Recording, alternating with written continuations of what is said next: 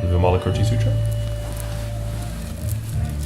So last time we left off discussing the teaching capacity and skill of the Bodhisattva. So that's where we were kind of talking. So we'll continue with that. I think we're still on the first page. But we're going to actually get to the second page of the sutra today. So the next line there says, had attained fearlessness in sheltering the great congregation. That's a little vague. So if you really go back to the original source text, it has more to do with discussing the Buddha's self, or the Bodhisattva's self-cultivation. So here we're still praising the attributes of the Bodhisattva, meaning, what have they gotten out of practice? And it's not just because we're saying, wow, they're so great because of what they've attained. We're also looking at what have they decided to do because of that attainment. So here it's saying one of the things they do is it's translated in the text as sheltering the great congregation, but meaning they're aiding, teaching, and helping others. So the energy of their cultivation has manifested in them going out and teaching and helping. So this is the primary reason why why we have the bodhisattvas, right? Is we're looking at them for help, for aid and guidance in the spiritual path. So this is one of the main things that's being praised in terms of their development. And why do we have the bodhisattva as a goal? Right? It's not just so that we individually liberate ourselves, so that we actually learn something that we can give to other people, and we have a way to help other people. So that's the primary thrust of that portion of the text. So that's the big. Remember when I was in college, one of my high school classmates actually found me in the library once and had gone on an overseas studies program, and she was very excited because she had encountered Buddhism, and she had just then encountered the idea of the bodhisattva, somebody who dedicated all of their energy, time, and just had this lifelong, and especially in terms of the bodhisattva, eons long mission to help others. And she just said she was so inspired by that because she really hadn't heard that message enunciated in a spiritual path before. So one of the other things that I am really encouraged about with Buddhism especially is what do we want our spiritual path to say, right? Do we want our spiritual path to push us to strive for something that's bigger than ourselves, or to just say, well, that's enough, you did, that's okay, or good enough? Personally, I think I want an idea that's bigger than I imagined capable when I was a kid or even a young adult. I want something that challenges me lifelong, and is still of interest. And so I think this is an idea that challenges us no matter what generation we come up in, no matter what eon of history. Because the hardest thing for, I think, people to do is get outside themselves, get outside their circle of friends, get outside the family, and have regard for other people. That's very difficult. We have a big country. It's sometimes difficult to keep up with all the news because we've got all these different things happening in so many different areas. So to have a spiritual teaching that's saying that not only are your local neighbors important, but you should have the same regard for everybody, worldwide, throughout the universe. If NASA finds life somewhere else, have regard for that life too. So that's a big idea, and I appreciate the Buddha's teaching for having, in many ways, that big idea. So that's important. So the next line is cultivated their minds with merit and wisdom. So here it's praising their mind specifically, and especially not just that they use merit and wisdom to cultivate their mind, but the fruit of that is they've developed this discerning wisdom. So this part is going to be more important as we go through. But as I mentioned before, one of the important things that we want to cultivate through meditation is really seeing through the fog, really asking difficult questions and really questioning a lot of our assumptions. And that's hard work. It's really, really hard work. It's not always comfortable, but that's what we're being asked to do. So in order for us to develop that kind of compassion, we have to confront a lot of our assumptions, a lot of our stereotypes, a lot of our what we tell ourselves all the time. I can't do that. That's impossible, or it's just too much stress, or is it worth it? So part of this is fuel for us to keep going. So this is one of the benefits, why we're praising the attributes of the Bodhisattva. Question? Okay. I know that was a good look. I was thinking about something else. No problem. So now I think we're actually turning the page if you have the PDF version. So finally on the second page. So the last line, cultivated their minds with merit and wisdom, and then we're paramount in the adornment of the bodies with characteristics and marks. So this is a whole, potentially, several nights long talk. What are the distinguishing marks of a Buddha? So traditionally, the body of the Buddha was said to exhibit certain attributes, and in fact to have certain markings. And many of them are highly symbolic, and then others are, in our probably day-to-day thinking, quite unusual. So I debated, should we go through all of those markings and attributes of the body of a Buddha? And I'm going to gloss over it a little bit, just so that we don't get distracted. But it does go through these, what are called the 32 primary and 8 subsidiary marks of the body of the Buddha. So many of them, and you'll sometimes see them on statuary, like the Dharma wheel on the palm and on the bottom of the foot. The sort of the figure, the size of, the height, these kind of things are often mentioned. So let's take it from a little bit more of a metaphorical standpoint for the benefit of this evening, so we don't get too far down. But this list includes features that are specific to the body format, like number of teeth, that's specified.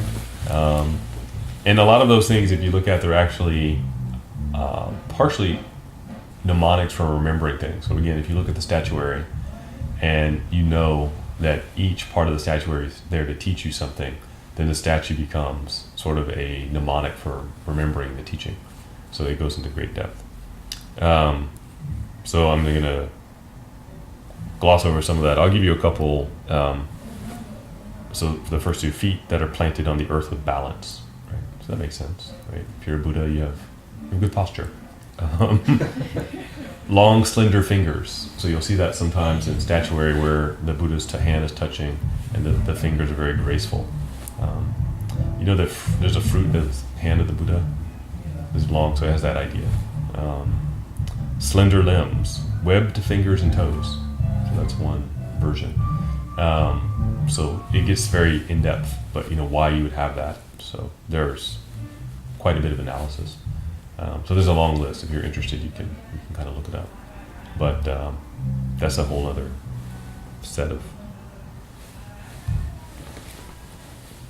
lecture. So, but I think what you have here is that certain ones are paramount. What you're looking at is, if you have the ideal of someone who's fully enlightened, their attainment or practice manifests in the body.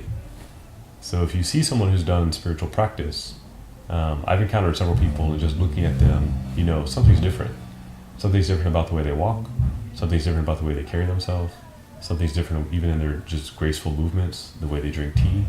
And it's sometimes captivating to watch. And I think there's a great deal of practice that's behind that, the words they choose. And so sometimes I've been like, well, this is a good time to ask them a question, right? Let me get some Dharma from them. Let me really try to stay in their presence, to learn. Why is it that I'm seeing this? So in many ways, I think part of this idea of the body of the Buddha is saying that. that here are attributes that we can learn from. And then how do you actually recognize, someone who's worthy of teaching you? So these are some of the things. But the list is quite long, so I'm not going to go through all of it. Light radiated from the body. So if you see that, inquire, are you enlightened or have you spent time in radioactive locations? So. Is that an LED? Yeah. Let's go with that. Is that a Halloween costume? Yeah. And then some are very focused on the spiritual attainment. So what it's called the urna is the hair curl between the eyes, and that sometimes you'll see in the sutras the Buddha manifest light from that hair curl. So some statuary you'll see is a jewel or gem, and some is like a curled up lock of hair. And it shows up in the sutras from different areas. So some of it is more relevant if you're reading those texts. So I'm just gonna gloss because some of them are fairly unusual from our perspective today. So to avoid getting too sidetracked. Going down a little bit. So the next one. So if you're looking at the PDF, this is actually the second page. We've made it. So the next one has dispensed with worldly adornments. This one I think is very interesting because you first read it and you thought, oh, that makes sense. Instead of, the Buddha, the Bodhisattva's not wearing jewelry, or they're not necessarily, running out to get the latest clothes, or not standing in line because they found out the latest Air Jordans were released today and they want to get those. But it's more than just abandoning a preoccupation with makeup and clothing and fancy clothing. It's usually something more, and again we're praising the Bodhisattva's adornment. So if they're not adorning their body with clothing, if it's not a fashion model, what do we see? So there's sort of three areas that it's discussing. The first one is they see beyond the physical body, and they're looking at their body as an ever-changing conglomeration of elements. So they see this process happening all the time. So rather than adorn the body, they see the body for what it is. Right? It's constantly changing. It's a process. It's not a static thing. So that's a specific adornment or specific viewpoint that comes out of this discriminating wisdom. Right? So this is what they've cultivated. So that's how they see the body. So from that perspective, there's no reason to add to it. So it's ever moving, ever swirling. It'll always be like putting flower petals in your car while you're driving. Why would you do that? How long will it last? Right? So what kind of things adorn the body of Bodhisattva? Practice, wisdom, compassion. So you see it, the idea is reflected in the artwork. The smile on the statuary, this kind of insightful, this lidded eyes, almost in a state of meditation all the time. So this is one of the things that you'll see. What do they adorn their bodies with? Is skill and practice. So the Buddhas are not shown jewelry. Sometimes the Bodhisattvas are, but it comes from specific parts of the sutra. It's not, I don't know, check out my gold chain, or I had this made, and that kind of perspective. It's, for example, Dainichi's wearing the crown of the 5 Buddhas, so that's announcing a type of wisdom rather than I had this custom made for me to show off. It's not that perspective. And the third one, it's this idea of dispensing with. So dispensing with also means instead of this one, something different or something other than. And the source of their adornment is from somewhere else. So they're adorning their body in different ways. So compare the office of a business person versus a scholar, right? So what does a scholar have in their office? What do they adorn their office with? Books, right? Maybe degrees, certificates, books, artifacts. Mostly books. Then go to somebody who's a successful business person. What do they adorn their office with? Maybe awards, maybe prototypes of successful products, maybe photos of product launches or business openings, that kind of thing.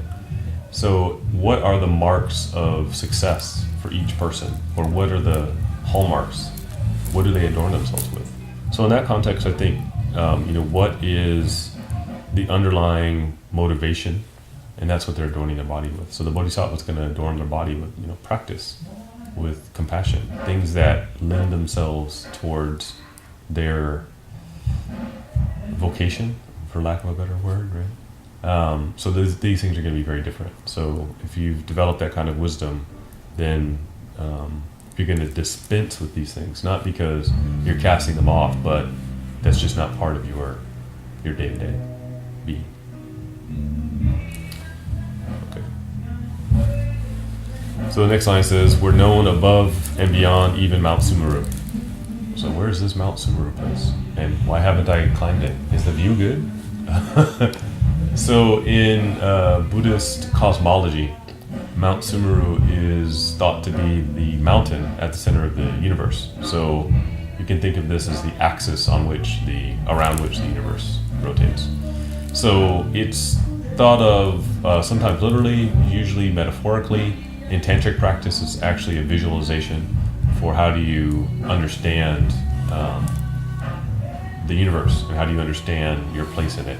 So it has that connotation. So Mount Sumeru is this impossibly high mountain, and impossibly large, with continents and different groups of people or planes of existence in different sizes. So it's a mental diagram, right, of the cosmos, according to the Buddhist teaching. Obviously not a mountain somewhere that you can go climb exactly. But it says we're known above and even beyond Mount Sumeru. So above would be above our earthly plane. So that would be even in the heavens. So the bodhisattvas sometimes are teaching even beings outside of ourselves. So would be teaching the heavenly realms, would be teaching in other realms of existence. And then beyond lands of our own, so not just, again, inviting us to expand our understanding and our limited experience. So you can think of it that way, right? What do we have in our own personal experience? What places have you been? But that doesn't negate the existence of other places and the importance of those places. So we're being invited to expand our viewpoint. But to be known and praised far and wide, literally, is something that requires a tremendous amount of cultivation. So what do you have to do to be world famous? Who's world famous?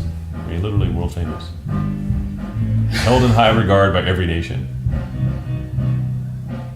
Whose name can you drop in any continent and people go, yeah. I mean, there's lots of people that are well known. I don't know that I can't think of anyone that everyone likes.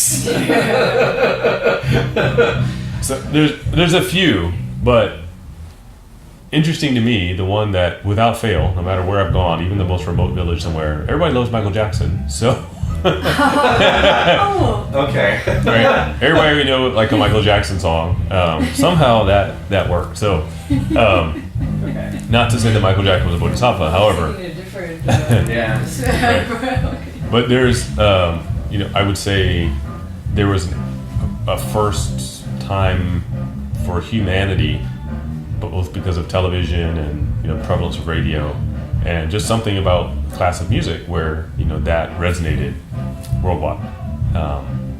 Probably not the case anymore, where you have such a larger than life single star in that way. But I mean, wow, no matter where I went, really remote village in China, there's a Michael Jackson song. So what does that require? What does it require for your name to be? Who are the national heroes of Ecuador? Right, we may not know. Who are the national heroes of Indonesia? We may not know. If you go to Belarus, who's the local town hero? We may not know.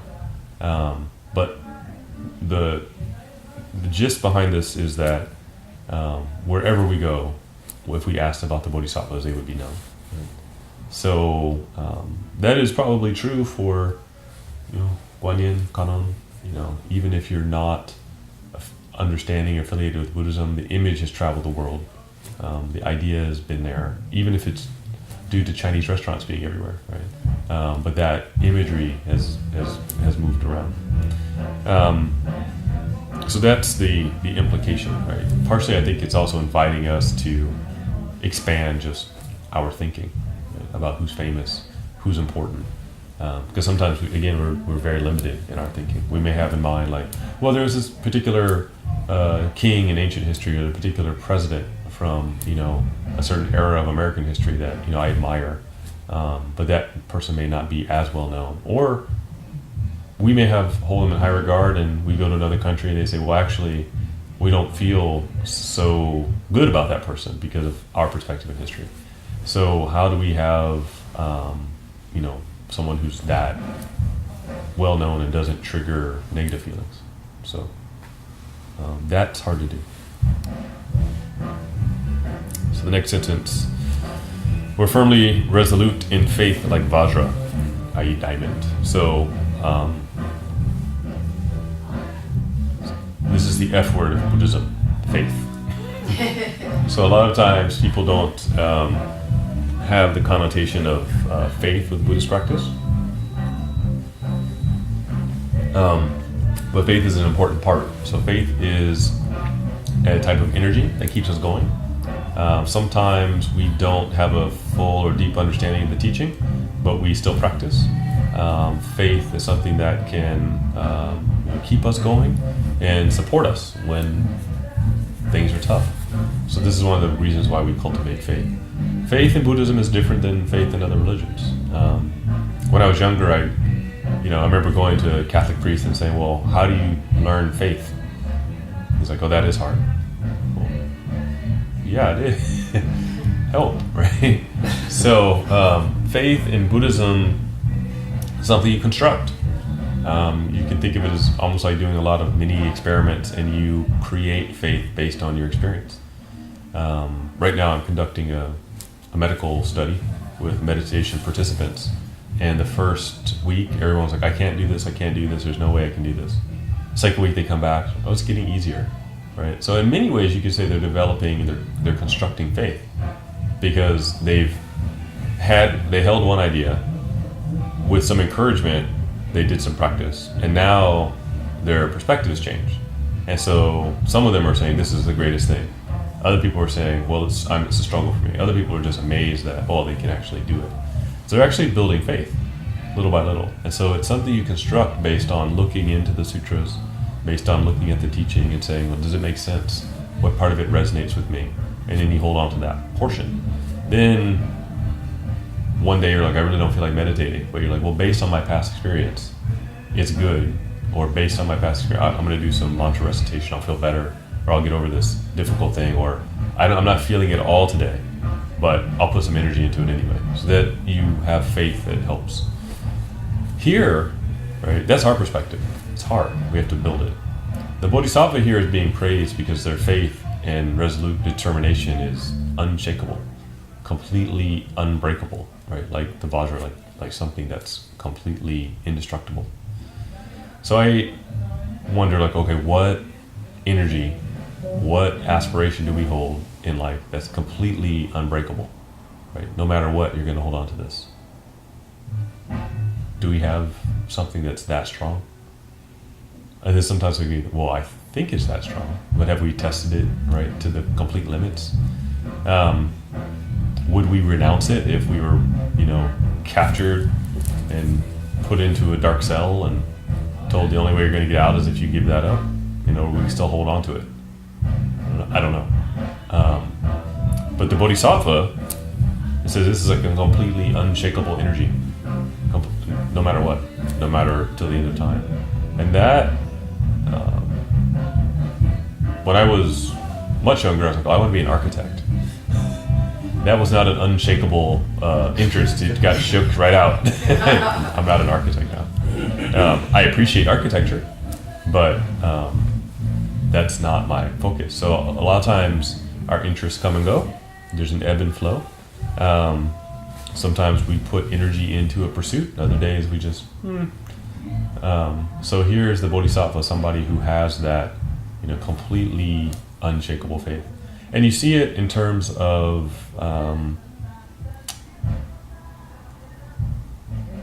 how the Bodhisattva's practice is described, how compassion is described for all sentient beings, right? Delaying their own enlightenment until every other sentient being is enlightened. So, put yourself in an emergency situation and you're telling people, you gotta get out of the building, it's gonna collapse. Would you really wait inside the building until it collapsed? Or you'd say, I'm outside, come on, it's happening. You might, I did the best I could, right? Versus the Bodhisattva saying, no matter what, I'm gonna stay. So that's a difficult idea. On the other side, another way to look at it is you're putting forth a model of spiritual practice. Right? So here's a model of spiritual practice that says, no matter what, no matter who, no matter what they do, no matter what they believe, no matter what they've said about you, no matter what they put on Facebook or Twitter, no matter what they published, no matter what rally they went to, no matter who they did something to, you're still going to be there for them. That's difficult. That's really difficult, right? So, think of something that happened in the news within the last month. Plenty to choose from. And maybe you don't agree, or you think it was a tragedy, or it was horrible.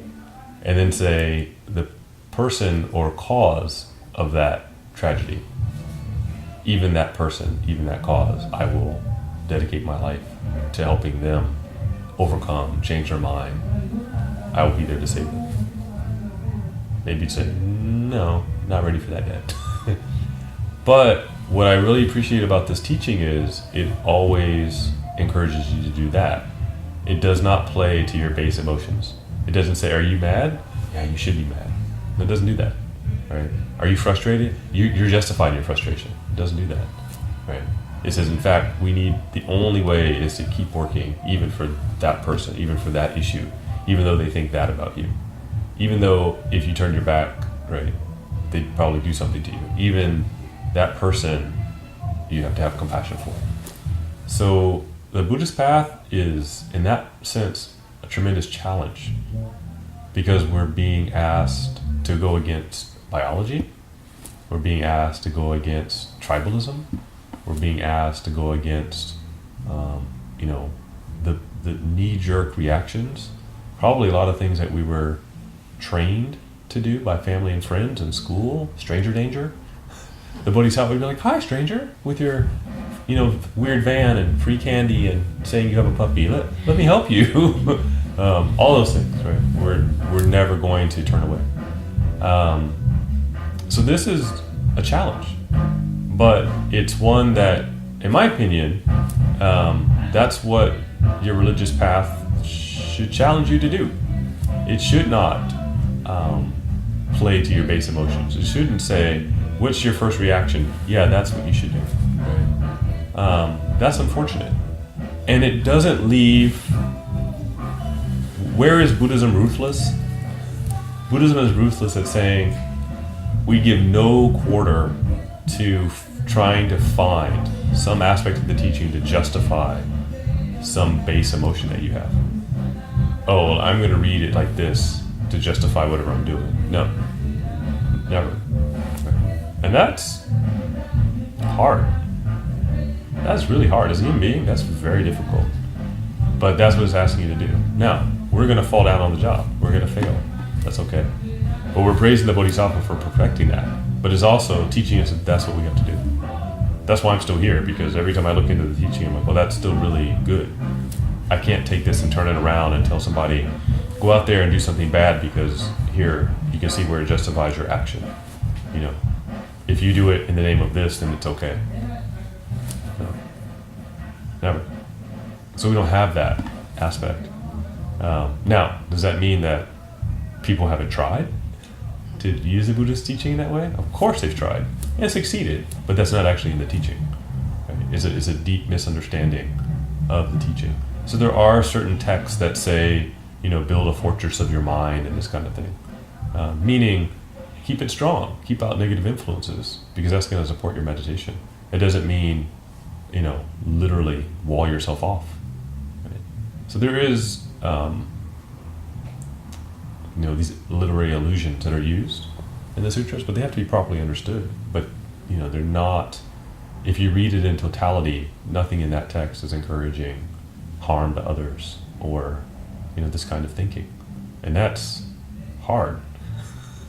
In fact, that's why a lot of times countries didn't want Buddhism to be the national religion, because if you're king or emperor or something, this isn't exactly helping me, quell the realm I want to conquer.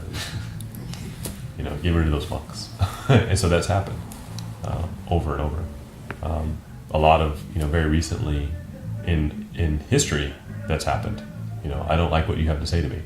And so, temples get destroyed. So, that part, though, I think is really important, especially we have short memories as humans, and it's easy for us to lose sight of that. So that's something we have to train all the time, because it is easier to say, I'm going to save myself.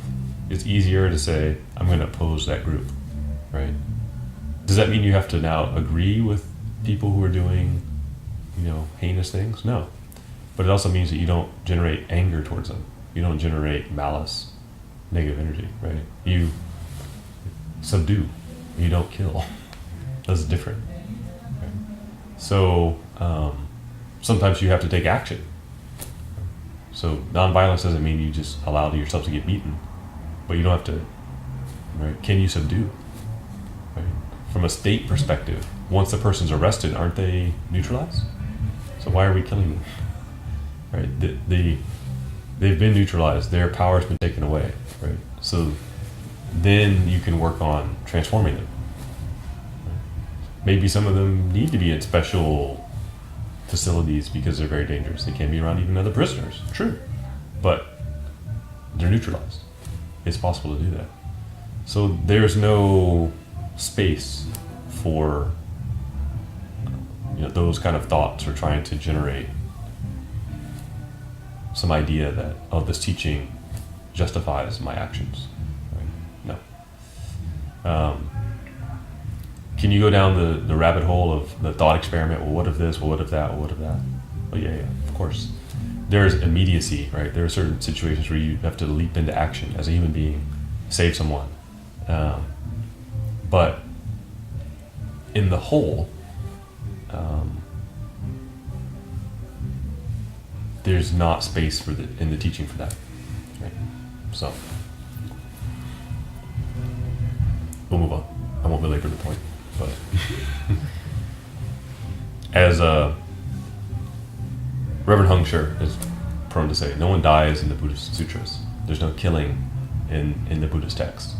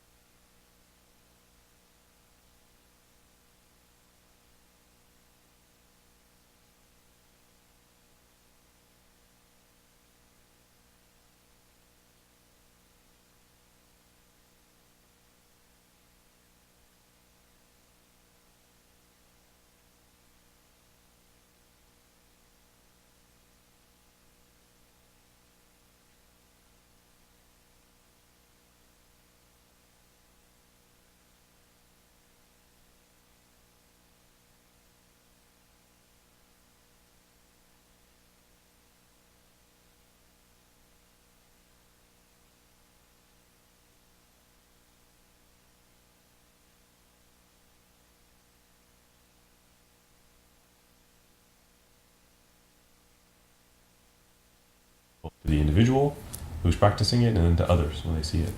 And in that way, it's a gift, right? Something that's like nectar that nourishes us in a way. So this is, again, highly symbolic language.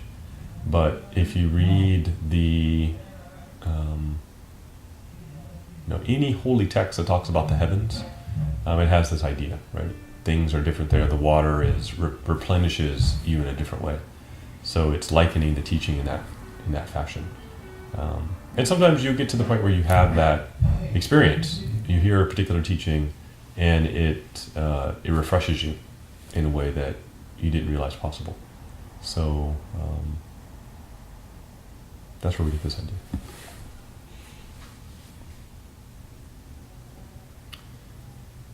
The next one, we're paramount in subtleties of the host of spoken words.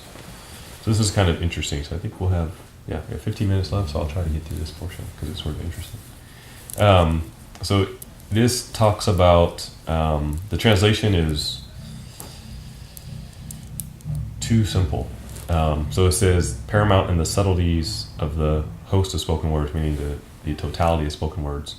Actually, the Chinese says the 8 vocal attributes of the Buddha. So it actually talks about the different vocal attributes of the speaker, of when you hear the Buddha's teaching. So these are, not only the words chosen, but actually how the Buddha speaks and why the teaching was so compelling. So this is very interesting. So I thought we'd go through these 8. So the first one is a charming voice, which attracts the listeners to his teachings. Right? So that makes sense. You've probably heard somebody who's just, you want to keep listening. Just their spoken voice is very good. They choose very good people like that for reading audiobooks. Right? They draw you in. Why do people like listening to David Attenborough, voiceover, nature shows? Right? There's something about his voice that you feel like, I want to listen to that. Why was James Earl Jones chosen as the voice of Darth Vader? Right? There's something about his voice. You don't see him. He doesn't appear in the movie, but you have his voice. And the voice is very compelling. So voice, tone, quality can be very compelling to listeners. And especially, again, ancient times, even today, when you hear, a compelling speaker, you want to listen. It keeps your attention. If the voice is not so compelling, then you don't want to listen, even if the teaching's good. Right? So this is one of the things that the Buddha perfects. So the second one is a soft voice which pleases listeners. So that's good. You don't want to speak the Dharma in a harsh manner. So it's not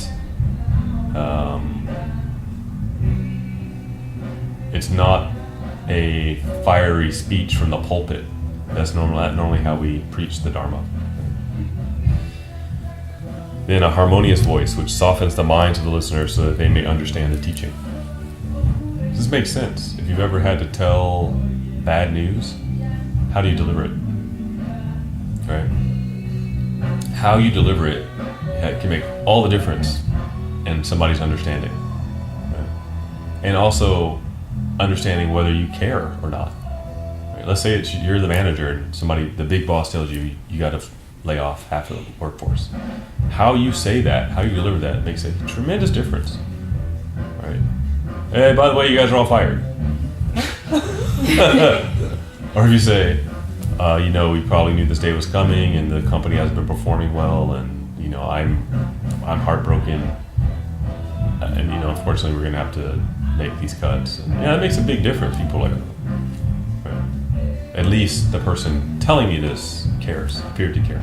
So that makes a huge difference.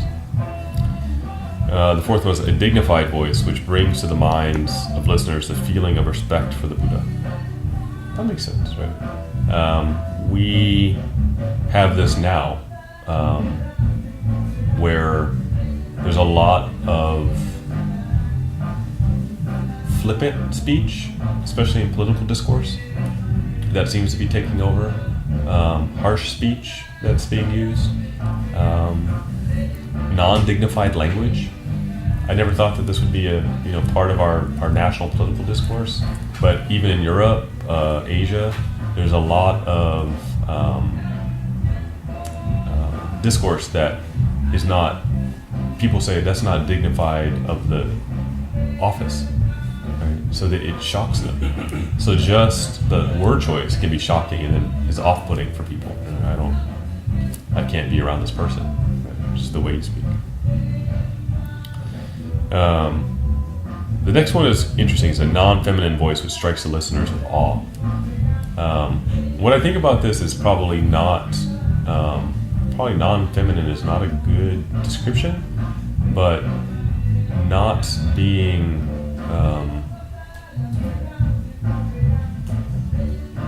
if it's going to strike someone with awe, it needs to be something that's powerful, emphatic, sure of itself. And I think, unfortunately, when it was translated from Sanskrit, they chose this kind of non-feminine voice. But sometimes, if you think about, I think about when I would get in trouble as a kid. My dad's voice was scarier sometimes than my mom's voice. My dad never hit me, but sometimes his voice was scarier. I noticed this in grade school when, boys especially were very rambunctious. And when they heard the principal's voice, they changed their behavior more quickly than when they heard a female teacher's voice. So there may be something about our biological makeup, or maybe social conditioning, that sometimes we hear the tenors of those voices in different ways. On the flip side, sometimes we don't always hear a male voice as conveying compassion or caring in the same way that we hear a feminine voice. If you have a small child, they may not be soothed by a male voice. In fact, I've seen it in animals, right? When they hear a male voice, it sometimes gets them agitated, versus if they hear a female voice, they are soothed. So I think it has more to do with tone, tenor, and the energy that's being conveyed, rather than this male-female dichotomy as much. But that's right. There's something in that play, how we hear things is sometimes different. And then an unerring voice which enables listeners to attain right view and avert evil. I think this one's important too, right? If someone speaks with moral authority, speaks in a manner that is unerring, it's encouraging for us. It helps us, go forward.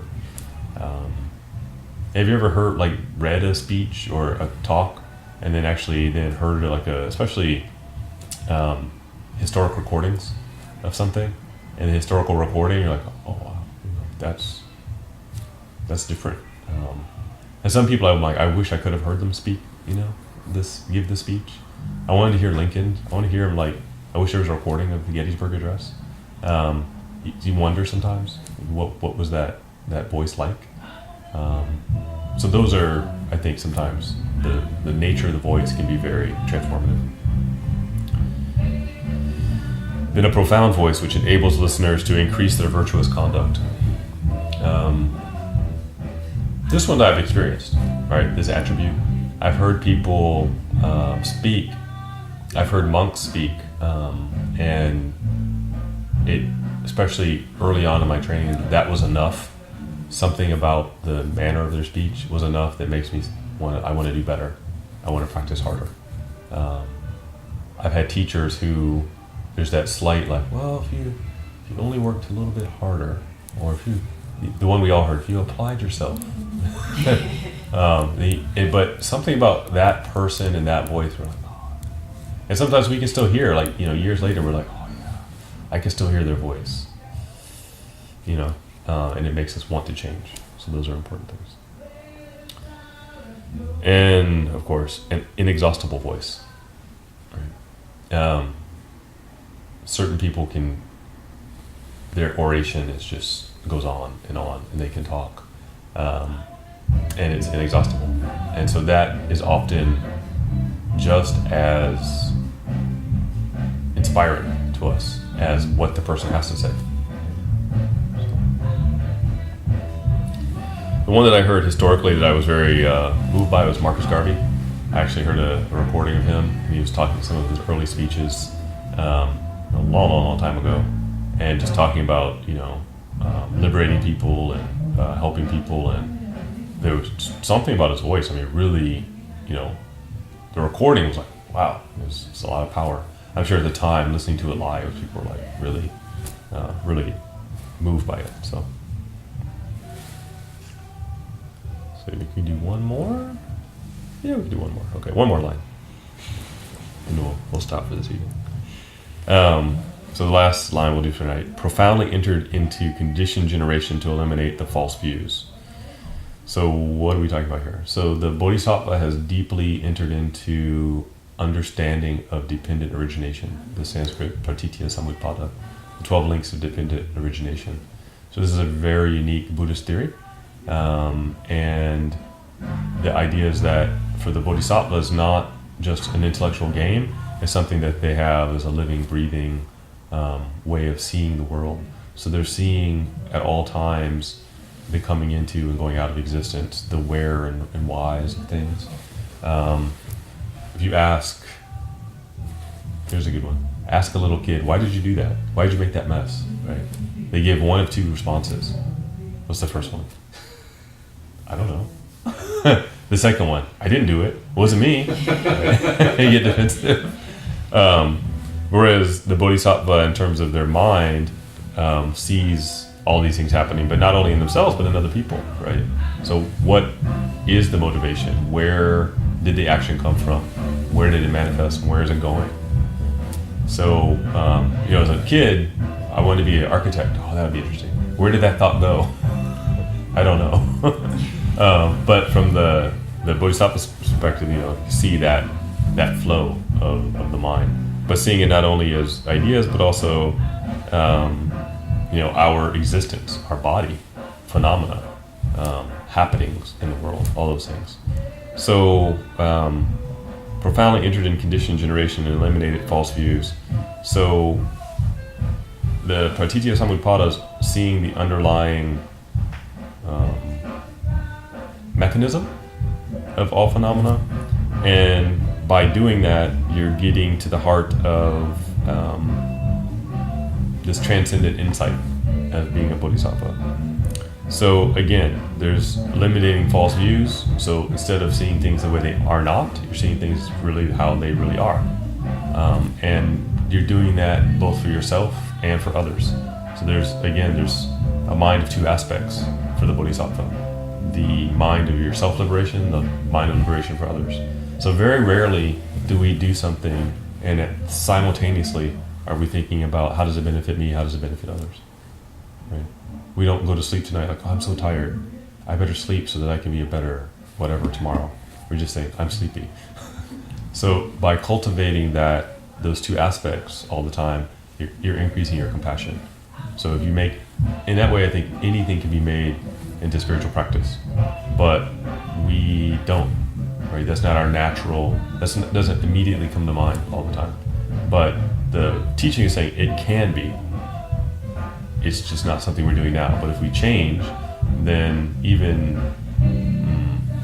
mundane things, then if it's going to benefit others, we see it that way, we put different energy into it. We cultivate it differently. We practice differently. Everything becomes different. So that's a kind of an underlying aspect of this initial chapter in the sutras, praising the attributes of the Bodhisattva, so we're not forgetting. It's also important as we go through the sutra, which at this rate I think was going to be years, as we go through, remembering certain things that are happening in the sutra seem puzzling to us. Like, why is this happening? Why is this going on? Remember, the Bodhisattva is not just, doing something for kicks for themselves. It's transformative for others. So if we then ask, well, how is this transforming others? How is this shocking people out of their delusion? Or, they've kind of gone to sleep on this aspect, or they're not seeing very deeply into this other aspect.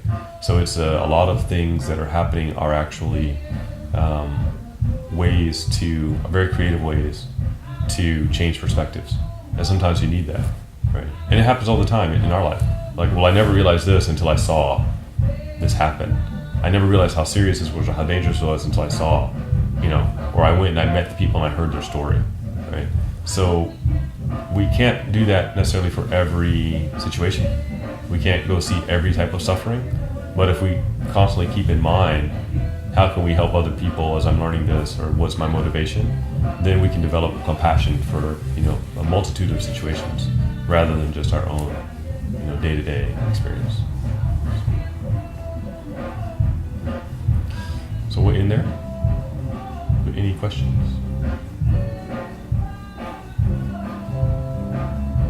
Just what is the lyrics of the song? I don't know. I'm still not even sure if it's Spanish or something. Very strange mantra. Yes. It's funny because especially when you were talking about the voice, and and I don't think the singer has these qualities that we're talking about. I was like, okay, I'm a little bit. We'll invite them in next time. That's interesting though, because I've listened to a lot of music sometimes in foreign languages, and I have no idea what's being sung about. But there's something that's just incredibly moving about the lyrics, and just deeply emotional. You can really feel the person. You can almost visualize them singing it. And sometimes the singer doesn't actually match the visualization of what I thought, but it starts to bring those things to mind. And then other times I don't feel any connection to that music. Sometimes it's the genre of the music, or something along those lines. But that is, I think, the power of the human voice is quite unique in that way. That's not true for, not all birds have a beautiful call or song. Not all animals have, an incredibly compelling cry. Some do. I have to check this theory. I hear that cats actually don't meow to each other unless they're around humans. The one study I read recently said they're actually trying to mimic human voice. So house cats meow more than wild cats. Wild cats will only do it like as kittens and then in heat. But if you're a house cat, they'll be very vocal. And then that humans can distinguish the meow of their cat. They learn a cat's language, so they learn what they want. So the cat can actually talk to you. So you're not really hallucinating that that's a thing. And if you hear your cat's meow recorded, you can distinguish it and know with it that's food, they want out, that's whatever. But other people can't distinguish your cat's meow. It's very interesting. So I used to think I was a little bit unusual, because if my cat was insecure about something, I could hear it in her meow. It was this very plaintive, something was wrong. And usually it was I got into something I shouldn't have eaten, and it made my tummy upset, and so I messed on the rug, and I tried to clean it up, but I can't because I don't have hands, so I can't even go get it, right? And so I hear that meow, and I start looking around, and oh, yep, It was almost like, I'm sorry, I did my best. It was unusual, but sure enough, it's on Netflix. Yeah, you can watch this. It's very interesting. Documentary. There was I don't know if you saw it, it was posted on Facebook in a couple places where this group of singers had went to the Pope and offered him a song. Oh, shit. They I don't know what language they were singing in. I think it was one of the traditional biblical languages, but they sung one of the Bible chapters. And it had that quality of, I couldn't understand a word of it. The Bible was just so amazingly beautiful, and the quality so deeply connecting to the quality of what they sang that it didn't matter. Yeah. And they sang it in the Vatican for the Pope. It was this deeply holy event. I don't know. It's great though. I want to be there. So it has that. I'll try and find it. I had that quality. So one of my college roommate was Rastafarian, and he used to play the Lord's Prayer in Amharic, so one of the original languages of Jesus. And it's amazing language. The sound, the tonal quality is just truly fascinating. I came in when I was like, what is that? He's like, the Lord's Prayer. I'm like, okay, what language is that? He's like, oh, it's Amharic. But there was something, this is one of those very ancient languages that you're like, oh, something's different about this voice. It's very interesting. So yeah, I think, yeah, definitely. The call to prayer in Islam, I've heard that. There's something stirring about it. So the voice can be very, very powerful. Shingon has a whole theory of voice, breath usage, chanting. Quite very fascinating. And so when you hear it done by someone who's really good at it, not me, it can be very moving. But I didn't have an appreciation for that until I got to Japan and we were doing the chanting. And I remember a family coming for a memorial service, and initially I was like, okay, memorial service, do the chanting. But then I noticed that people were like, very deep. For them, it was meditation. It was like you were, imposing a cone of meditation on them through the use of the voice.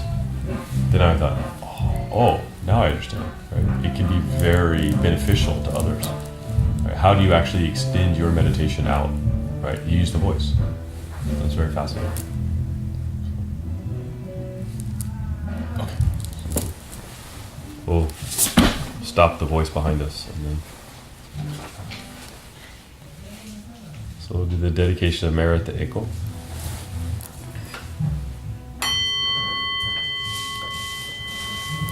May these merits be shared by all beings everywhere, so that all of us together may attain supreme awakening.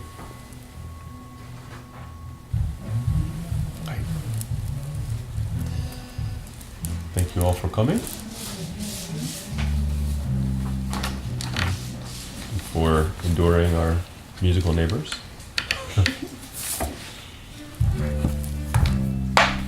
One day we'll have pure silence and a babbling stream, a garden. You just hear the swaying of the bamboo. It's terrible, but I'm here with noise in my head. Yeah. But until that day, we have to remember compassion for our neighbors.